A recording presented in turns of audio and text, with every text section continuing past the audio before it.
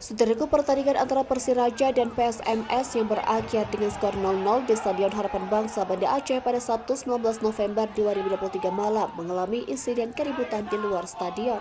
Kejadian tersebut bahkan melibatkan mantan Gubernur Sumatera Utara Edi Rahmayadi yang nyaris menjadi korban pengeroyokan oleh sejumlah penonton.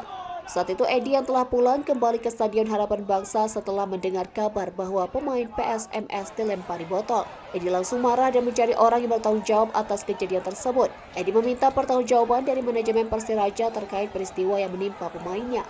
Mantan Gubernur Sumatera Utara ini terlihat berbicara dengan nada tinggi dengan beberapa orang di bagian depan stadion. Beberapa pendukung Persiraja yang sudah berkumpul di tempat tersebut ikut emosi melihat kemarahan Edi Rahmayadi. Mereka melakukan dorong-dorongan sambil meneriaki Edi.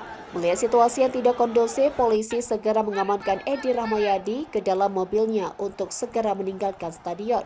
Ketegangan penonton dipicu oleh kepemimpinan wasit Irfan Wahyu Wijanarko dan Hakim Garis Ahmad Maulana Rusnadi yang dianggap buruk karena membatalkan gol Persiraja. Penonton yang menyaksikan pertandingan secara langsung merasa kecewa, terlebih lagi setelah melihat ulangan gol tersebut yang seharusnya dianggap sah. Rasa kecewa semakin memuncak setelah gelandang Persiraja Muammar mendapatkan kartu merah yang mengundang sorakan dari penonton.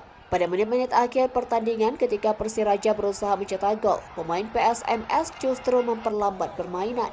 Menjelang akhir laga, tim medis yang masuk lapangan sambil berjalan untuk menghabiskan waktu menciptakan momen ketegangan. Hal ini menyebabkan adanya dorong-dorongan dengan ofisial Persiraja di depan bench lantak laju.